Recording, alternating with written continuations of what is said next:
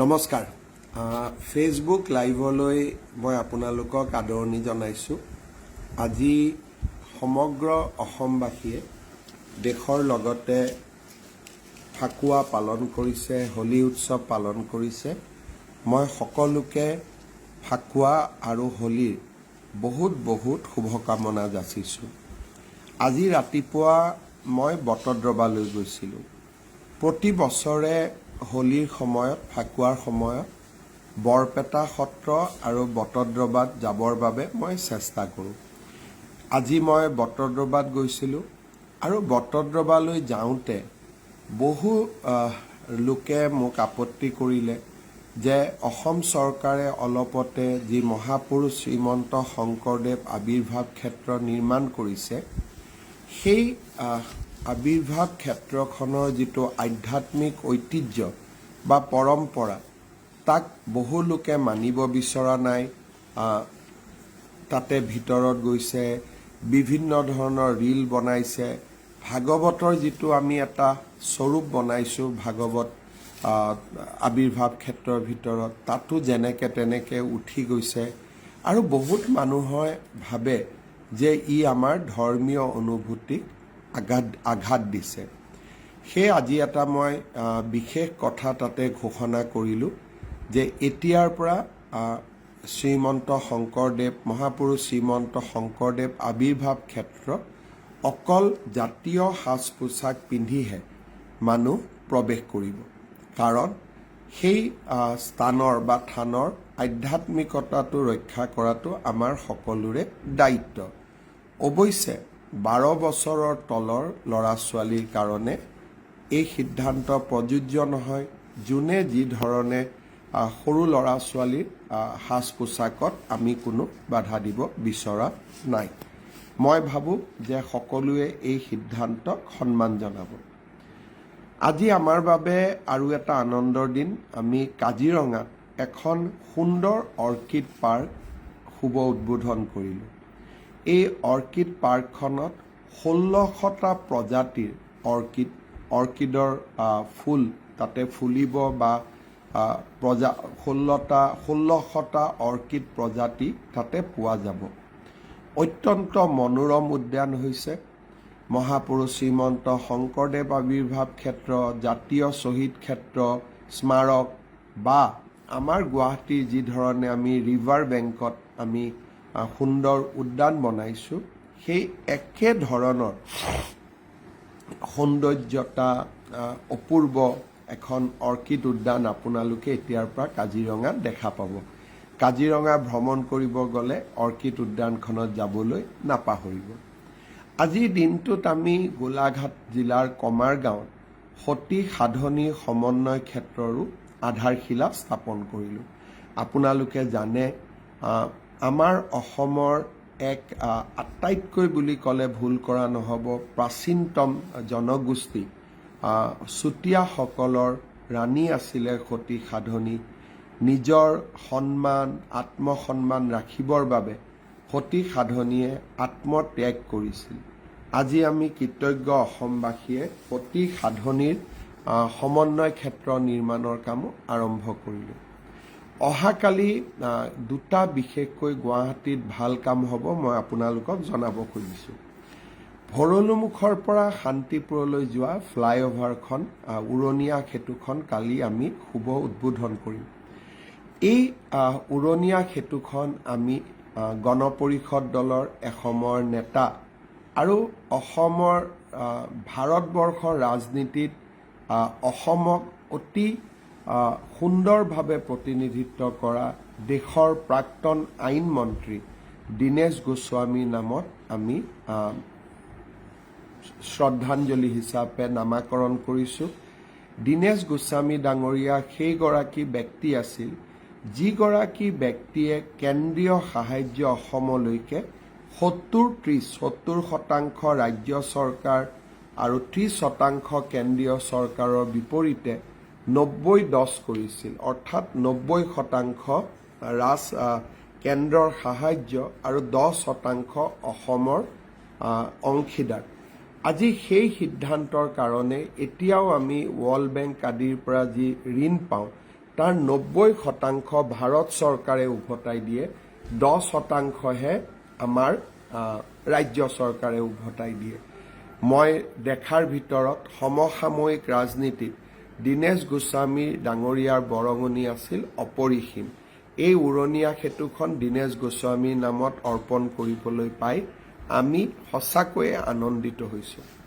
অহাকালি আৰু এটা গুৱাহাটীত পুৰণা DC কোৰ্টত আমি যি উদ্যান বনাই আছোঁ, সেই উদ্যানৰ আৰু এটা অংশ আমাৰ ব্ৰহ্মপুত্ৰ নদীৰ কাষত যি উদ্যান বনাই আছোঁ, তাৰ আৰু এটা অংশৰ শুভ উদ্বোধন হ'ব।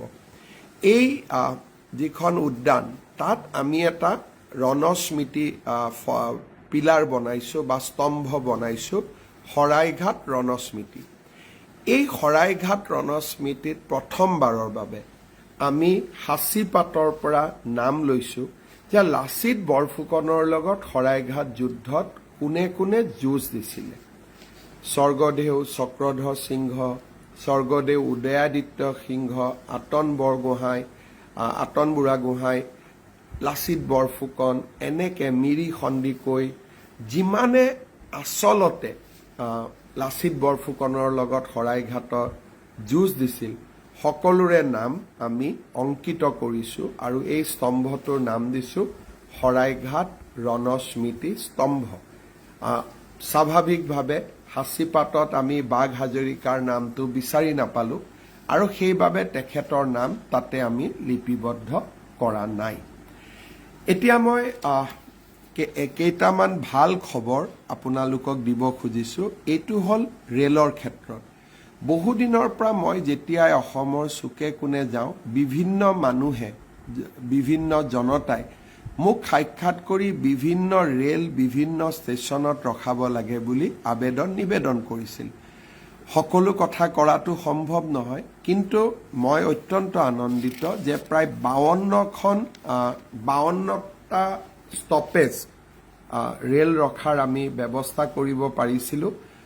অহা পৰহিৰ পৰা আমাৰ স্থানীয় বিধায়ক সংসদসকলে তাক উদ্বোধন কৰিব। মই নামকেইটা গাই দিব খুজিছোঁ, আপোনালোকে যাতে বুজি পাব পাৰে। এতিয়াৰ পৰা অভয়াপুৰীত ডিব্ৰুগড় বিবেক এক্সপ্ৰেছখন ৰখিব। বৰপেটা ৰোডত বন্দে ভাৰত এক্সপ্ৰেছ ৰখিব। বৰপেটা ৰোডবাসীৰ বাবে আনন্দৰ বতৰা। বৰুৱা বামুণগাঁৱত মৰিয়নি এক্সপ্ৰেছ ৰখিব। বিজনীত মই প্ৰতিশ্ৰুতি দিছিলোঁ, বিজনীত 3খন ট্ৰেইন ৰখিব। Howrah Kamrup express, Anand Vihar north east express, Silghat town Nagaon express. বোকাজানত অৱধ আছাম এক্সপ্ৰেছ ৰখিব। চাবুৱাত কামৰূপ এক্সপ্ৰেছ ৰখিব। চন্দ্ৰনাথপুৰত ৰঙিয়া এক্সপ্ৰেছ ৰখিব। আগৰতলা হামছফৰ এক্সপ্ৰেছ ৰখিব। বাংগালুৰু আগৰতলা হামছফৰ এক্সপ্ৰেছ ৰখিব। চাপৰত চৈৰাং এক্সপ্ৰেছ এতিয়াৰ পৰা ৰখিব। ধনচিৰিত মৰিয়নি এক্সপ্ৰেছ ৰখিব। ৰঙিয়াত নিউ তিনিচুকীয়া এক্সপ্ৰেছ ৰখিব। ঢেকিয়াজুলিত আনন্দ বিহাৰ অৰুণাচল AC এক্সপ্ৰেছ ৰখিব। গুৱাহাটী মুৰ্কং চেলেং লাচিত এক্সপ্ৰেছ ঢেকিয়াজুলিত ৰখিব। ডিফুত এতিয়াৰ পৰা ৰাজধানী এক্সপ্ৰেছ ৰখিব। দুলিয়াজানত অমৃতসৰ এক্সপ্ৰেছ ৰখিব। ফৰকাটিঙৰ বাবে ভাল খবৰ, ৰাজধানী এক্সপ্ৰেছ এতিয়াৰ পৰা ৰখিব। ঘগ্ৰাপাৰত মৰিয়নি এক্সপ্ৰেছ ৰখিব। গোৱালপাৰা টাউনত ধুবুৰী গুৱাহাটী এক্সপ্ৰেছ ৰখিব। গহপুৰৰ বাবে ভাল খবৰ, শতাব্দী এক্সপ্ৰেছ ৰখিব। হোজাইত বাংগালোৰ নিউ তিনিচুকীয়া এক্সপ্ৰেছ ৰখিব আৰু কলিকতা আগৰতলা গৰীব ৰথ এক্সপ্ৰেছ ৰখিব। জাগিৰোডৰ বাবে ভাল খবৰ, জনশতাব্দী ৰখিব আৰু আগৰতলাৰ পৰা দেওগড়লৈকে যোৱা এক্সপ্ৰেছো এতিয়াৰ পৰা জাগিৰোডত ৰখিব। যমুনামুখত শিলচৰ ৰঙিয়া এক্সপ্ৰেছ ৰখিব। কামৰূপত কামপুৰ হ'ব, কামপুৰত হাওৰা ডিব্ৰুগড় এক্সপ্ৰেছ ৰখিব। কেন্দুকণাত নৰ্থ ইষ্ট এক্সপ্ৰেছ ৰখিব। খাৰাহাট ডিব্ৰুগড় নাগালেণ্ড এক্সপ্ৰেছ ৰখিব। কোকৰাঝাৰৰ বাবে ভাল খবৰ, শৰাইঘাট এক্সপ্ৰেছ ৰখিব। কামাখ্যা কৰ্মভূমি এক্সপ্ৰেছ ৰখিব। লাকছোৱাত ডিব্ৰুগড় লালগড় অৱধ আছাম এক্সপ্ৰেছ ৰখিব। লংপটীয়াত লিডু ৰঙিয়া এক্সপ্ৰেছ ৰখিব। উত্তৰ কাছাৰৰ মাহুৰত শিলচৰ কাঞ্চনজঙ্ঘা এক্সপ্ৰেছ ৰখিব, মাইবঙত কাঞ্চনজঙ্ঘা এক্সপ্ৰেছ ৰখিব, আনন্দ বিহাৰ তেজাছ এক্সপ্ৰেছ ৰখিব, আগৰতলা আনন্দ বিহাৰ, মাজবাটত দেওগড় ডিব্ৰুগড় এক্সপ্ৰেছ ৰখিব, মৌবাণ্ডত গুৱাহাটী মৰিয়নি এক্সপ্ৰেছ ৰখিব, নাহৰকটীয়া অৱধ আছাম এক্সপ্ৰেছ ৰখিব, মিছামাৰীত দেওগড় ডিব্ৰুগড় এক্সপ্ৰেছ ৰখিব, হাওৰাঘাট ডিব্ৰুগড় এক্সপ্ৰেছ ৰখিব, বৰগাঙত মই বহুত দিন আগতে প্ৰতিশ্ৰুতি দিছিলোঁ দনীয় পলু এক্সপ্ৰেছ ৰখিব নাহৰলুগন আৰু লাচিত এক্সপ্ৰেছ ৰখিব, পাথৰকান্দিত কাঞ্চনজঙ্ঘা এক্সপ্ৰেছ ৰখিব, আগৰতলা হামছফৰ এক্সপ্ৰেছ ৰখিব, পাঠশালাত ব্ৰহ্মপুত্ৰ মেইল ৰখিব, সৰুপথাৰত জনশতাব্দী এক্সপ্ৰেছ ৰখিব, চেলেংহাটত লিডু ৰঙিয়া এক্সপ্ৰেছ ৰখিব, সৰভোগত আকৌ আগৰতলা দেওগড় এক্সপ্ৰেছ ৰখিব, সৰুপেটাত হাওৰা ডিব্ৰুগড় কামৰূপ এক্সপ্ৰেছ ৰখিব, তাঁতীবাহাৰত ৰাজধানী এক্সপ্ৰেছ ৰখিব, টিহুত ব্ৰহ্মপুত্ৰ মেইল ৰখিব।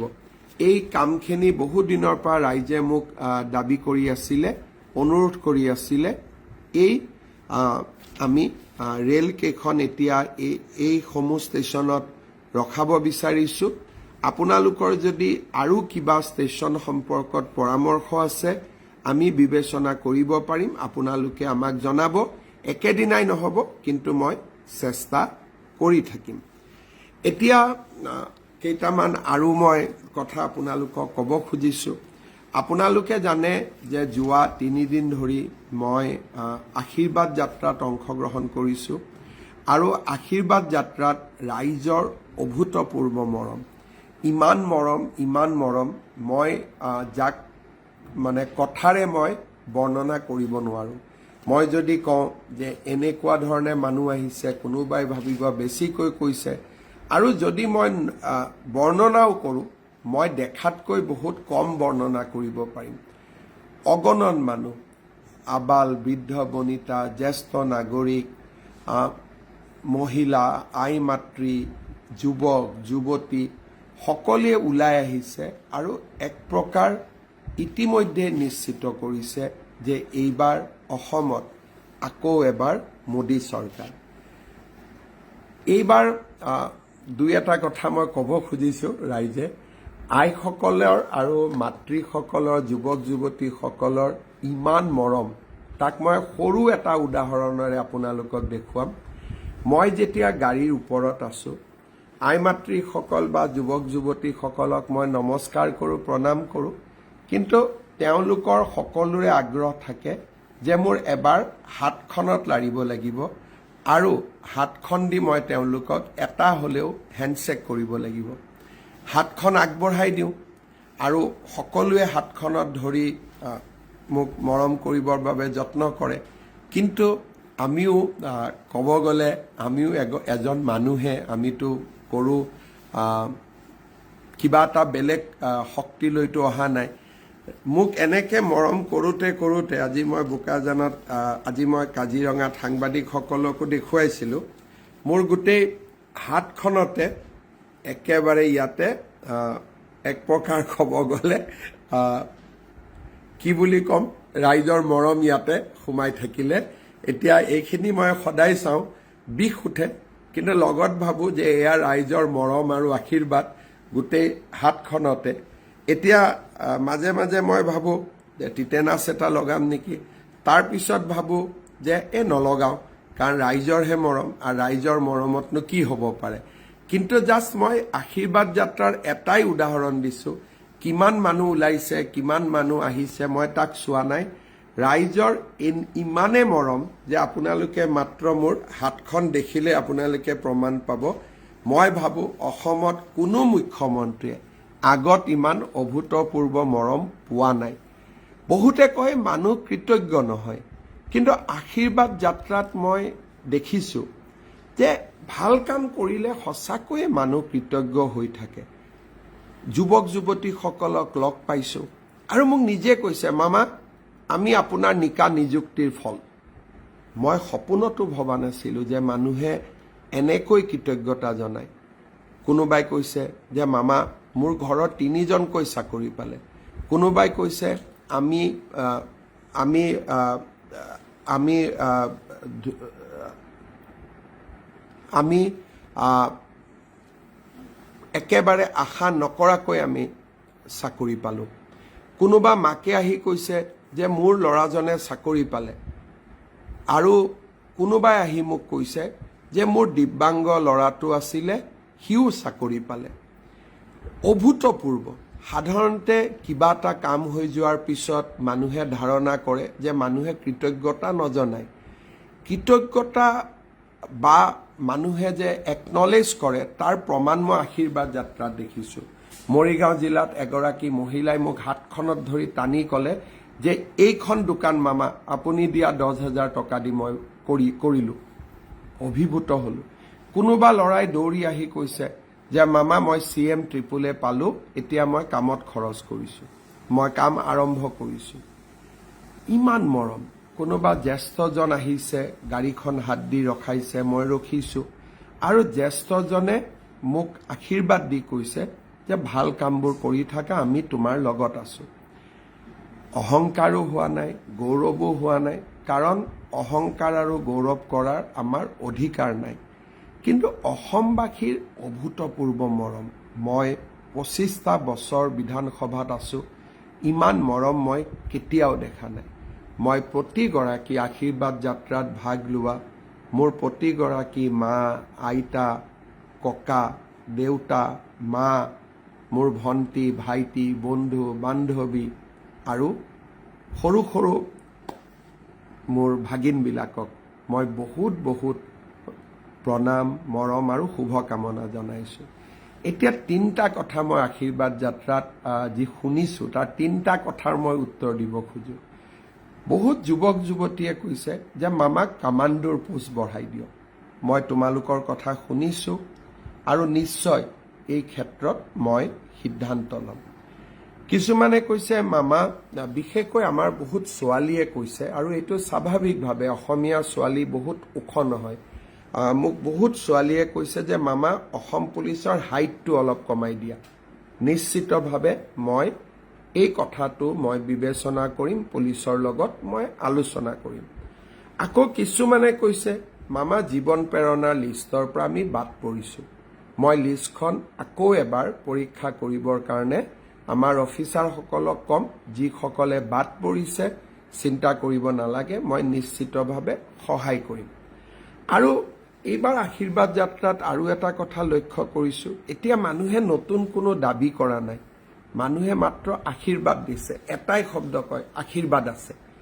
এই শব্দটোৱে মন আনন্দ পুলকিত কৰে।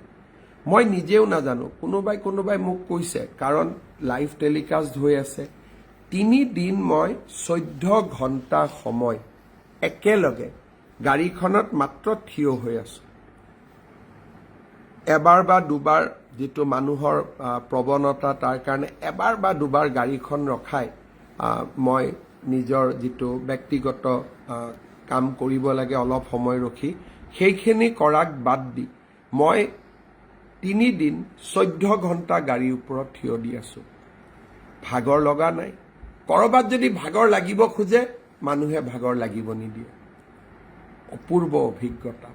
মই আশা কৰিম যে অহা পৰহি দিনাখন আমি ধেমাজিৰ পৰা জোনাইলৈকে যাম, তাৰ পিছদিনাখন নাহৰকটীয়াৰ পৰা আমি মৰাণলৈ আহিম, সৰু পথাৰৰ পৰা গোলাঘাটলৈ আহিম, আৰু আমি নামনি অসমতো আমি যাত্ৰাত অংশগ্ৰহণ কৰিম। আপোনালোকে ৰাস্তালৈ আহিব, আমাক আশীৰ্বাদ দিব, আমি আপোনালোকৰ আশীৰ্বাদ ল'ম, আৰু অসমখনক আৰু আগুৱাই লৈ যাবলৈ সংকল্প ল'ম। আৰু আপোনালোকে যিমান মৰম কৰে মৰম কৰিব, কাৰণ ৰাইজৰ মৰম পোৱাৰ সমান আশীৰ্বাদ এই পৃথিৱীত ক'তো একো থাকিব নোৱাৰে। যোৱাকালি সৰু এটা ঘটনা হৈছিলে, মই জাষ্ট উদাহৰণ দিব খুজিছোঁ। মই যেতিয়া নাৰায়ণপুৰৰ পৰা বিহপুৰীয়ালৈ গৈ আছিলোঁ, সকলো প্ৰায় 6-7জন যুৱকে মোক ঘড়ী উপহাৰ দি আছিলে। ময়ো কথাটো বুজি পোৱা নাছিলোঁ যে মোক কিয় যুৱকসকলে ঘড়ী উপহাৰ দি আছে। বিহপুৰীয়াত এজন যুৱক, মই নাম নাজানো, মই ধন্যবাদ দিছোঁ, এজন যুৱক মোৰ ওচৰলৈকে আহিলে আৰু মোক ঘড়ীটো হাতত তুলি দিলে। ঘড়ীটোত মই দেখাত ঘড়ীটোৰ দামো আছিলে, কিন্তু যুৱকজন সাধাৰণ আছিলে।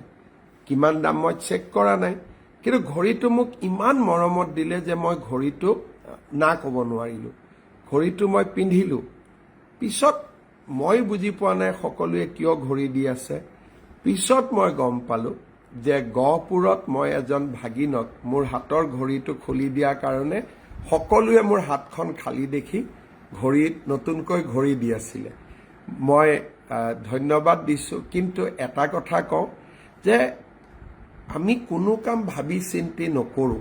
কেতিয়াবা কেতিয়াবা মনত মানুহ হ'লে অদ্ভুত মৰম আহে, আৰু সেই মৰমে মানুহক যিকোনো কাম কৰিব বাধ্য কৰায়। সেইবাবে মই সকলোকে অনুৰোধ কৰিম যে যাত্ৰা পথত আপোনালোকে মোক ঘড়ী দিব নালাগে।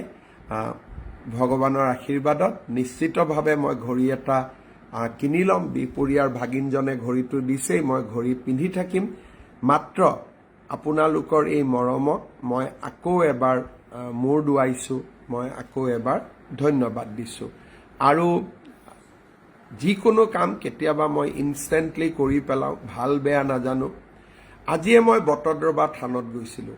মই থানৰ ভিতৰত সোমাই দেখিলোঁ যে মোৰ লগৰ ছিকিউৰিটি যিসকল CRP বা পুলিচ থাকে, তেওঁলোকে লং পেণ্ট পিন্ধি সোমাই গ'ল।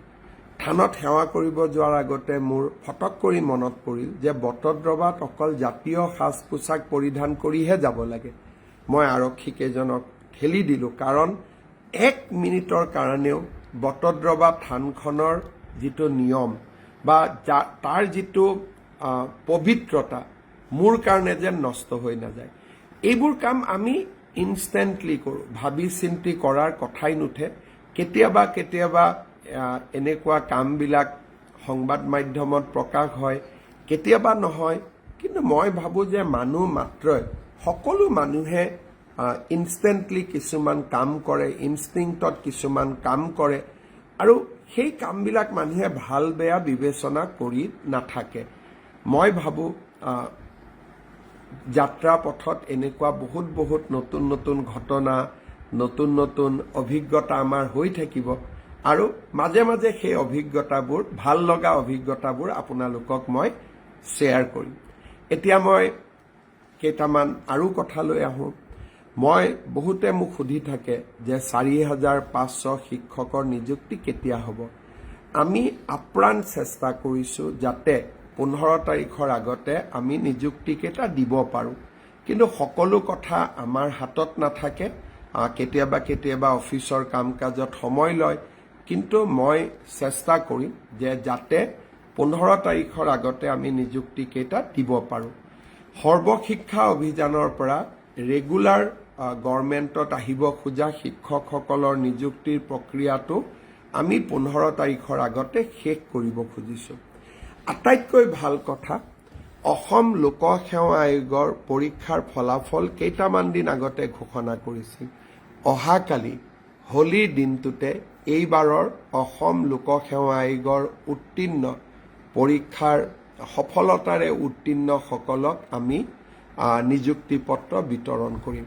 সাধাৰণতে 2 মাহ সময় লাগে, কিন্তু নিৰ্বাচনৰ অভিজ্ঞতা যাতে আমাৰ অফিচাৰসকলে পাব পাৰে, কাৰণ ইলেকশ্যনৰ এক্সপিৰিয়েঞ্চ লোৱাটো অফিচাৰসকলৰ বাবে বহুত প্ৰয়োজনীয়।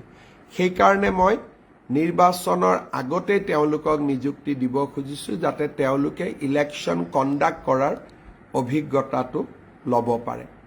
আৰু বহুত আমনি নকৰোঁ, আজি হোলীৰ উৎসৱ, অলপ আগতে চন্দ্ৰগ্ৰহণো শেষ হৈছে। অহাকালি আপোনালোকে হোলী পালন কৰিব, কিন্তু বোকা আদি নেখেলিব, আৰু যিমান পাৰে আমাৰ অসম আৰু ভাৰতত উৎপন্ন ফাকুৱা ব্যৱহাৰ কৰিব।